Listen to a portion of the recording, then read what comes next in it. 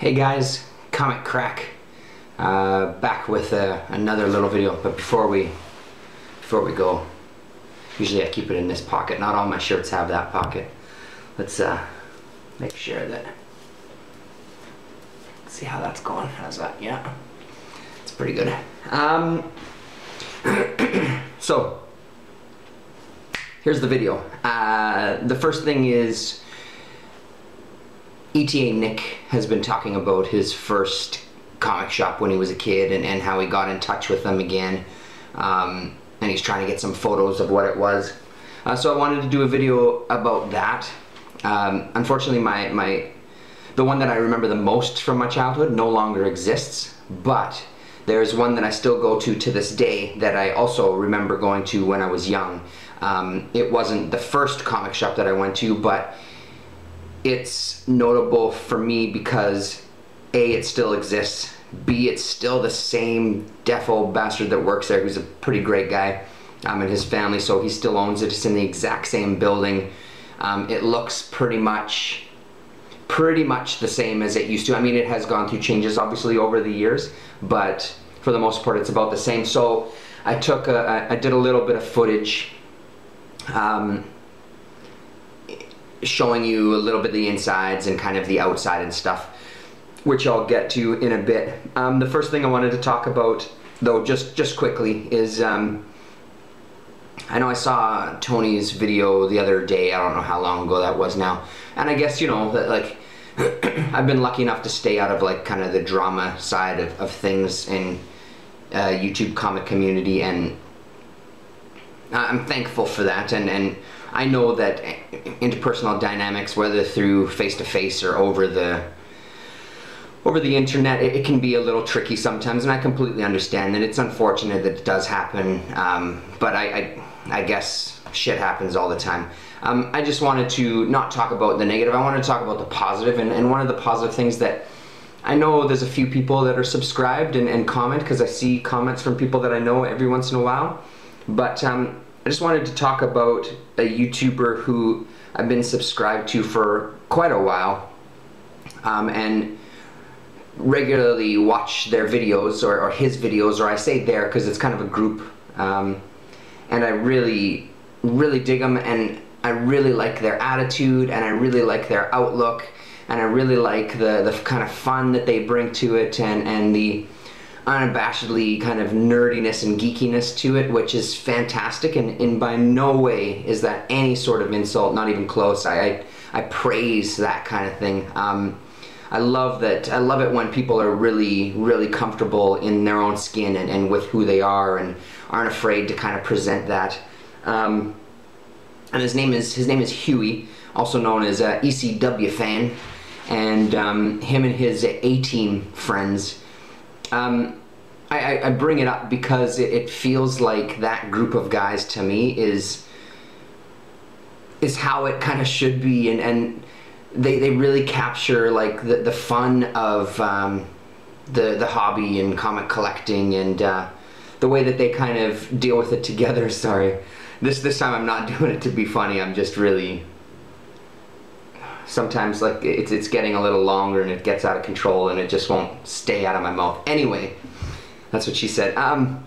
So they just have a really good outlook on the whole thing, and I love the way that they go on these hunts together, and lately he's been showing some videos where the A-Team has been doing trades.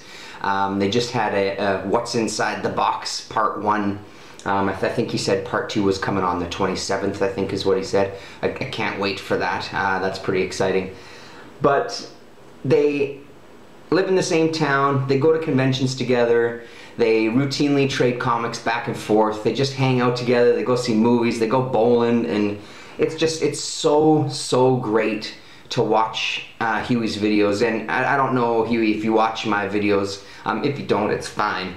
If you do, though, I just wanted to give you full-on praise, and all your groups of friends. And I've said it before in a couple of his videos, like, the A-Team are definitely guys that I would love to go comic hunting with, because it just looks like they're really knowledgeable. And again, it's some of those guys that I don't have that kind of a memory, but they have those kind of memories of like what happened in specific issues and why a specific issue is important, and oh yeah, there was a fantastic fight between so and so and so and so in this issue, and oh, it was so great. And I love all that kind of stuff because I just don't have that kind of retention for details. And it just really shows me even more how much they love the hobby and collecting comic books. So if you're not subscribed to Ecwfan, I'd say follow the link below, check out a couple of videos, give them a subscription, and you won't be disappointed. Really good stuff. So that's it for my positivity of the day, and now on to one of the comic shops that still exists, that existed when I was a kid. It's called Red River Bookshop. It's in the same building that I remember it from being a kid, and all the other stuff that I said before, same owner and that sort of thing. So I've got some footage that I shot, so I'll edit it in here, and then when you come back, I'll talk a little bit about the shop that no longer exists, and I'll talk a little bit more about Red River Bookshop, and then I'll show you what I got on my last little trade, because the whole point of going to the bookshop was I had a small stack of books to see if I could get some trade value for, because he's really good most of the time for trades. As you'll see, this time he wasn't as good, but it was still, I just love digging around that place. It's one of those places that really makes me lose track of time because he's got so many books, and a lot of just interesting stuff too. Tony would Why Not Art would probably like it. Speaking of Tony, he would probably love this place because a lot of kind of the PC and Eclipse type of books, and some of the I guess is it Qualico comics and Quality comics or something like that. But they have a lot of more like Epic Comics line stuff. They have a lot of Marvel and DC, but there's a lot of like oddities in there. And a lot of the times when I see Tony's videos of some of his hauls, it reminds me of Red River Bookshop because it's the kind of thing that you would find there. Stuff from like smaller publishers that he still has in his back issue section. So anyway, here's the footage, and then I'll see you back here, and we'll do some more. I'll do some more talking. You'll do some more sitting in front of your computer listening. Okay, see you in a minute. Hey everybody, Comic Crack. So today I was going to see how this works. I was going to try to take you on a quick little trip as part of this video to a place that is both where I go to all the time now to trade in books, but I also remember going there as a kid as well.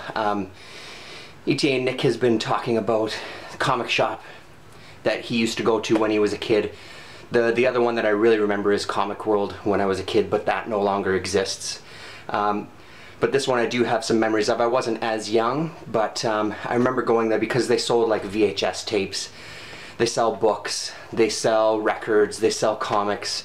And when I was big into record collecting and discovering like some music from the 60s and 70s and things, I used to go there because they'd have them for dirt cheap, because things were kind of in rougher shape, but at the time it didn't matter. And one of the, I hesitate to say it, but when I was a kid, I remember I stole Sex Pistols, the Great Rock and Roll Swindle from them as well, which I'm not proud of, but it did happen. But now I go there all the time to trade in books and kind of look through his back issues. Once a month he has the upstairs open, the first Saturday of every month. The upstairs is open, and that's where he has a lot of his more expensive books and like harder to find books and higher grade books and stuff like that. So I've been there a couple of times, but most of the time I just go because he gives unbelievable deals when I bring in books to trade. This is the stack that I'm bringing in today. So just that small pile there. But I'm sure I'll get a couple of bucks for it anyway. So so next will just be some footage. I'll try to do like maybe voiceovers over top of it. I'll just kind of show you the outside and what it looks like, and I'll try to, I'm not as comfortable filming inside of places, but I'll give it a shot to at least capture a little bit of images of what the interior of this bookstore looks like. So yeah, let's go trading comics. So here we are, downtown Winnipeg. and we just got here and it's closed on Mondays, which I didn't know. That's it there.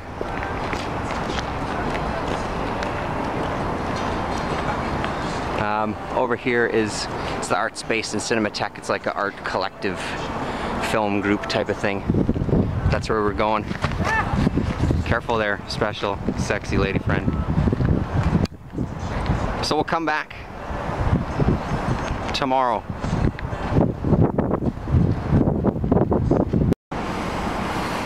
Hey guys, here we are at coming onto the other side of the Red River Bookshop. This was where the entrance was that I always remember when I was growing up and coming into this place, coming up to it right away here. It's no longer, it's on the other side now, but here's where the entrance was. Okay, sorry about that. Of course, small town, run into somebody that you know. So continuing on our way, we're gonna go around, I guess. I'll just show you the outskirts of the building. So Cinematheque is here, like I mentioned before. And across the road, you'll see the most highly debated place. It's a stage, but it's a big cube now. People love to hate it. The front of it opens up.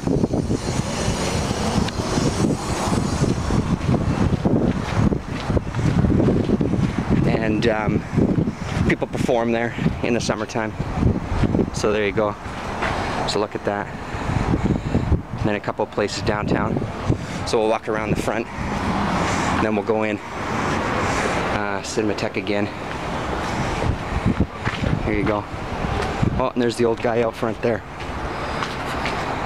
So we'll go in and look around and see what I can show you. I got that purple brain. I can bake a cake. I can bake a cake. All these hoes get complex. My purple brain. I can bake a cake. I can bake a cake. Bitch, I bake it like hostess. Little Debbie ho, you know what the coast is. When that purple good and that grape is strong. My temper short, but my money long. Cause I cook it for 'em quite often. They flipping for it like dolphins. These bitches boring like golfing. I did them all in a coffin. Put them in a box like nothing mix. That big crocked it, that other shit. That too hot, you need an oven mitt. That too hot, you need an oven mitt. That soda on the counter. Add 2 cups that Debbie Downer. And a spoonful of sugar. Make the medicine go down. I got that purple brain. I can bake a cake. I can bake a cake. All these hoes get complex. My purple.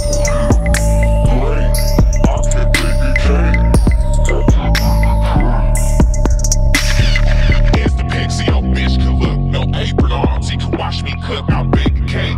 Iron chef, catch your body like safety nets. They tryna take my style, they been tryna take my recipe. Sweet tooth and I get it. Paul Wall, my dentist. They still sending me hate mail, cause I got cake like a base sale. Like thank you, please come again. I'm at your neck like a double chin. Purple grape, I'm dripping. Aunt Jemima, we sipping. Heat that oven, 350. Watch the pies turn golden. Let's cook.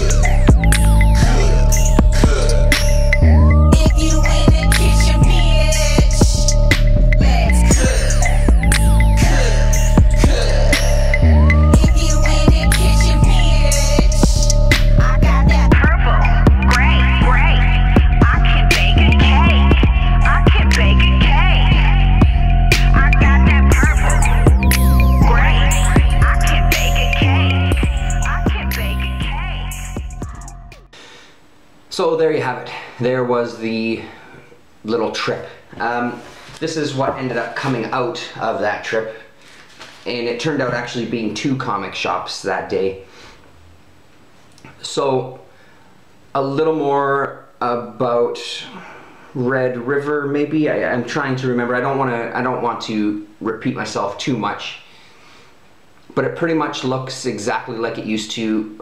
There was one side of it when I showed the other side of kind of the main aisle when I looked into the back, and you saw like a clothing rack and stuff, and also where the new comics are. A lot of that section there used to be VHS tapes, because he used to sell, well, mostly rent. For a while it was only renting, and then he started selling VHS tapes quite a long time before everybody was selling VHS tapes. It wasn't, it was before DVDs and stuff, but the thing that was great about his place was that he always had a lot of really great VHS tapes. If you're familiar with the Something Weird label DVD company, he had stuff like that there. He had sorts of like music related type of movies and things, and I do remember thieving Sex Pistols' Great Rock and Roll Swindle VHS tape from there, because that's what young kids did, sort of every once in a while. That's the only thing I actually stole from him, and it's funny, going back to it, I felt a little kind of guilty about it, because I'd been rethinking about like my past and going to these places. I almost walked up to him and said, hey, I stole this, I want to give you, you know, whatever, $5-10 or something. I didn't do it. So, but either way, his family works there, like his kids work there. His son is kind of identical to him. They both have kind of hearing issues and things, so there's a lot of yelling when they're involved. And sometimes when you're dealing with a guy, like when I'm kind of digging through the comics, somebody will come in and try talking to him, and he'll ask them to repeat themselves, and that'll usually gives people kind of 2 chances, and then then you'll hear him say, I'm afraid we're gonna have to resort to pen and paper. You're gonna have to write out what you want to tell me, because I just can't hear you. I'm really sorry, but, and then usually they either yell louder or they go, never mind, and they walk out of the store kind of thing. And it's funny, because sometimes when I do see him or I do hear him saying things like that, I've heard the other person's side of the conversation. I wonder sometimes if it's also a little selective hearing, where somebody's just talking shit that he just doesn't want to deal with, and I'm sorry, I just can't hear you. But once a month, the first Saturday of every month, he opens up the top, and upstairs is where he has a lot of back issues that are kind of higher grade, a little more rare, that sort of thing, older books. So he only opens up that side of the store once a month, because he just doesn't have the staff. It's most of the time it's just him. Now his daughter used to work there quite a bit with him, because I saw her for quite a while, just repeatedly. But I'm not sure if she's moved or if she's went to school, but I haven't seen her there for a little while. So most of the time it's him. He's open 6 days a week. It's a great place. Movies, records, books galore, comics galore. Like you saw in there, even a rack of used clothing. There's always some bikes hanging around there. And he must be doing really well, because like I say, he's been there forever. So the other place that is no longer around was called Comic World. And I didn't have time. I was going to go by, because the building is still standing where it used to be. There's not much in there anymore. I think there's studio apartments upstairs now, but it's a similar style of building, a little bit older, because again, it's roughly in that same area. It's a little further away. And again, that whole area is kind of historical buildings. They're just older buildings, so it's just has some character. That whole neighborhood has a lot of character, and it really kind of attracts, like, the artist and musician crowd is around there, a lot of people, and of course, as you saw, the film group and things, our little local film group and Cinematheque Theater. So Comic World, though, was in the basement of a similar style building, and the thing I remember the most about that as a kid is walking down those stairs into the basement, and where, like, as soon as you kind of walked in the door, to the left is where you paid, and you walk around the right, and there was one aisle with these kind of offshoot little aisles that were books, like comics and comics and comics, and then there was a lower rack underneath, just as there is at Red River Bookshop, where there was more comics. And when you stood, there was kind of a back little kind of shelf that had kind of plexiglass, and in there would be higher grade books or higher grade magazines or rare stuff or unique items, something that they wanted to kind of focus on. And I just remember sitting on that floor in Comic World and going through books and going through magazines. I've always been a kind of big music fan. At that time, especially as a kid, I used to be a huge Kiss fan, huge Aerosmith fan. I used to love all that kind of music, Van Halen, that sort of thing. But I was a huge Kiss fan, and I remember buying some Kiss magazines, like some rock magazines featuring Kiss, so I could cut out the pictures and post them. I think I had one wall at the time in my folks' house that was literally from floor to ceiling just covered with like cutouts of rock stars and stuff, mostly Kiss, as I said. But there was just a lot of great stuff, and I mean, I had a lot of great memories. I mean, it was kind of 30 to 40 minute bus ride. We lived far north, not in the north end of Winnipeg, but the north side of Winnipeg, so like way past, like on the outskirts of the city. So it took us a while to get downtown by bus. But I mean, as soon as we were able to, and I wish again, this is where the memory thing becomes, I can't pinpoint it because I don't know how old I would have been, but I remember being young, because when I was going from there, we lived in our first house when I was going downtown with friends, and I think we moved into our new house when I was 13 years old, I want to say. I'm pretty sure that's what it was. So it would have been around that time. And of course, you know, as everybody older says, things were different in those days. You could take the bus downtown and it was safe. And especially at that time in downtown Winnipeg. Now, there's parts of downtown Winnipeg that are they've just gotten really rough. They've deteriorated. Not a lot of people go downtown. There's still stores and things down there. But it's definitely not the same. It's not the same city. Obviously, like a lot of cities, it's just expanded, so that's led to a lot of box stores in these newer developments and newer neighborhoods. So nobody ventures downtown anymore because there's no reason to. You just drive 2 minutes and you've got a big chain of box stores where you can get your groceries and your Walmarts and whatever else you need. And like everybody else will say, it's too bad because downtown Winnipeg was great. There's a lot of great stores.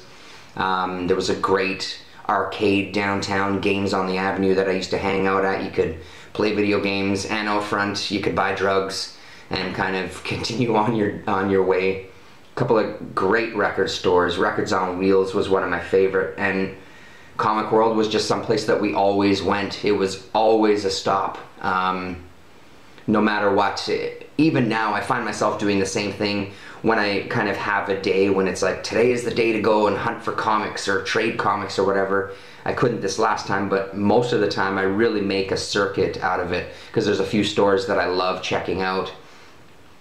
So it's always the kind of same circuit, and it would have been the same when I was a kid. Like, we would have gone to the comic shops. There was Comic World, and then later on another one. It might have been around the corner from where Comic World used to be, is a town cinema. So it's an old movie theater that's still around, still really cheap, really scummy and cruddy. I love going there. Nobody else loves going there, but I love going to see the cheap movies. You can see it still plays like mainstream new movies, but it's just dirt cheap.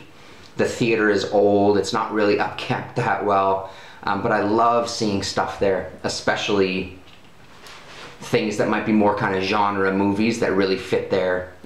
It's fantastic to watch movies there. Across the road from that is a place called Comic Factory, and that's where, if you know Garrett, Comic Guy Rules, that's his local, that's his comic shop. It used to be around the corner, near, a little closer to Comic World. Now, I think now it's called Comic Factory 4. I don't know what incarnation of it was then, but I'm pretty sure it was a comic factory that was there, and it was one of the first places where I started buying kind of underground comics and stuff like that. It was one of the first places where it was, hey, if you're interested in that, we got this box behind the counter. It was kind of one of those places that kind of, oh shit, places keep comics behind the counter. I better go back to all these other stores and find out what's behind the counters. So that was a big discovery.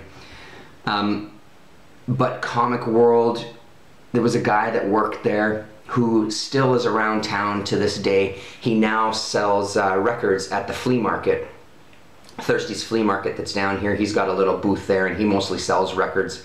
He looks about the same. I think he either now or I think he still does, but he used to play in like some punk rock bands around town. And I remember him from being a kid, and it was literally you're sitting on the floor digging through all these books, you find what you got, you go up to the counter, and it's literally like this. It's like it was a big counter, so they were a little higher than you. It was like approaching the bench when if you're a lawyer going to talk to the judge during a trial, you know, so you're looking kind of up, and you hand up your books, and you know, you give them your money, and yeah, just a lot of fond memories of that place. You know, great place to hang out. They were really welcoming. I'm sure they had some arcade games. I used to play my arcade games though at, like I said, Games on the Avenue or Dominion News had some arcade games. They don't now. They've got other type of video booths now. But at the time, they might have had the time, actually, now that I'm thinking about it. It's just I was oblivious to that then. So they probably had some video games, but they were always welcoming. Like, it wasn't, I never felt, all right, you kids, get the hell out of here. It was always, you could hang out there for as long as you wanted and look through books and buy a comic or buy 10 comics or buy 50 comics. You know, there was never, I personally never felt any pressure to like, come on, you kids, get the hell out of here, you know? Which you can feel even at stores that are kind of geared towards kids, you know? So that place no longer exists, and it hasn't existed for a long, long time. When I did a little bit of searching online, I found a website that was Comic World, and it had a picture of a guy who runs the website, because I was looking for Comic World, Winnipeg, and this site came up right away. I don't recognize the guy's picture as being somebody that I dealt with at Comic World. I don't recognize him at all. It could be that it's the same guy. I haven't messaged him or anything, but he does like an online kind of sales now. And I think he lives just on the outskirts of Winnipeg. I didn't dig too much on his website. I just kind of had a cursory kind of look. But yeah, so I mean, it doesn't exist, but Red River Bookshop does. And thank God for that, because it's quite a place. As you got a little taste of. So this time when I went to trade, normally whatever I bring in, he takes it. This time when I brought the books in, I always kind of, here's the books I have, I'm gonna go browse. He does a couple of things, putters around, and then looks through them and kind of sets things aside. This time he kind of slowly walked from behind his counter and comes up to me. So I don't know if I'm just being a little more picky than usual, but I only chose the books that were in mint condition. So you've got, I think it was like $18 or $20 worth of trade, so he didn't take very many. He left me with a stack. So whatever, I spent that, and then I think I spent another $5 on top of that, just for some couple extra books. So I know sometimes at Comic Factory he'll take trades. I don't trade there too often because his store is quite a bit smaller, and I don't think he moves as much back issues as some of the other places. I think his main customer base is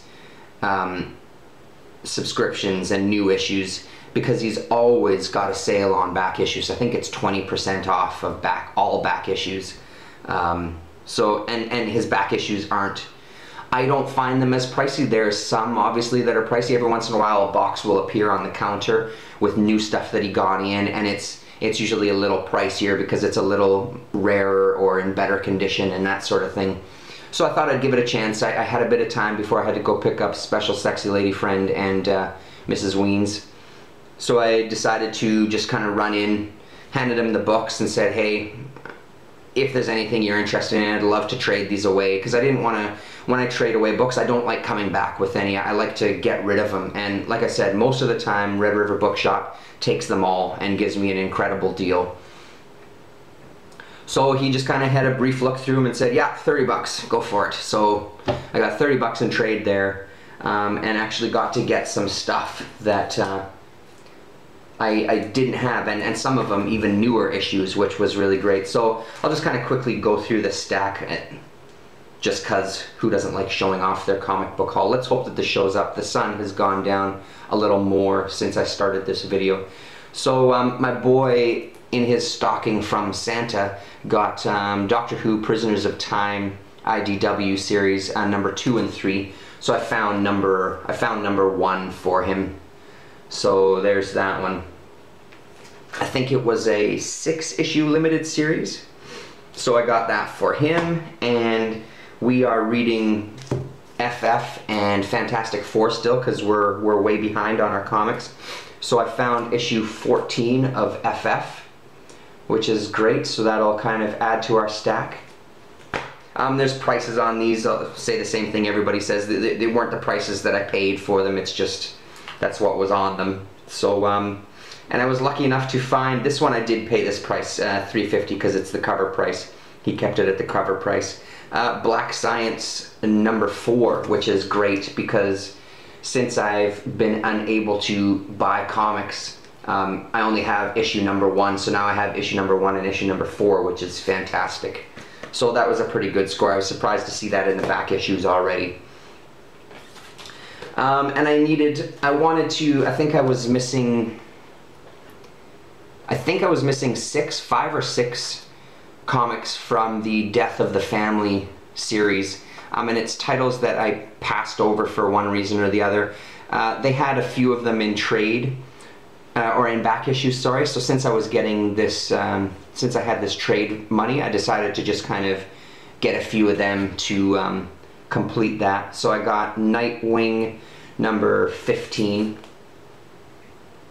And some of these aren't necessarily the best stories. I know that, like the Catwoman, for example, I wasn't too crazy about, but I don't know, it was such a small little series and I have most of it already. I kind of just wanted to pick up the whole storyline. So there's Nightwing number 16.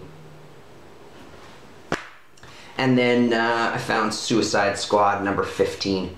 So I can't remember how many, but I think it leaves me with 2 or 3 more to get, and then I'll have the entire Death of the Family.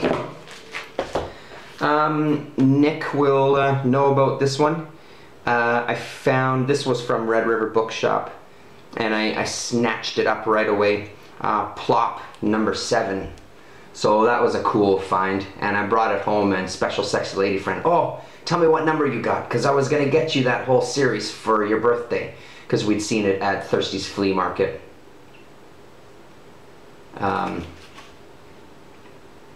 So there you go. So Plop number 7. So that's very cool. I had a look through it. It's in pretty great shape, and yeah, it's awesome. I'd like to get this whole series for sure.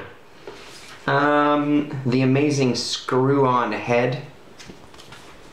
Found that. Abe Sapien, The Haunted Boy. So grab that up. I'm just, as I think I've said in a previous video, when I do trades, anytime I see anything kind of Mike Mignola, Hellboy universe related, I like to pick it up, just cause. I believe it was Damien that was talking about this series, and I remember seeing it on the shelves when it had come out, and I was always really impressed with the art, but I never gave it a try. But again, basically free, so what the hell. Unfortunately, they didn't have numbers 1, 2, or 3, but they did have number 4 of Clone and number 5 of Clone. I haven't read any of these yet. I did have a quick look through one of the issues, and the art really is phenomenal. It's incredible. It really reminds me of that kind of Frank Quietly detailed, highly detailed kind of style mixed with Shaolin Cowboy, Jeff Darrow. So that was cool. And then when I was on the Sunday brunch, I think it was Running with Comics Scott that was talking about the new Serenity series, or Firefly, or that universe. I found the 3-issue mini-series of Serenity on Dark Horse. So grab those up, which I'm pretty excited to read. I had to flip through this first issue just to kind of see. Not crazy about the art really at all, but because it's that world, I'm pretty excited to score those, especially having them all. And it's funny, I just noticed right now, is his name on any of the other ones? No, it's not. Looks like Sean Phillips did this third cover here. So I guess there was variant, a bunch of, I remember reading in the first one that there was a bunch of variant covers that came out. I don't really give a shit about that sort of thing, but I didn't notice actually that this was Sean Phillips. And then I got a few other things that I don't want to show because they're gifts. And I don't want to spoil any surprises. You'll see them in another person's video at some point anyway. So there you go. There was the haul, there was the trade, there was the comic book shops of my youth. Thanks very much for watching. Ecwfan, check them out. And I don't know what to say. I love you guys, and we'll talk to you soon.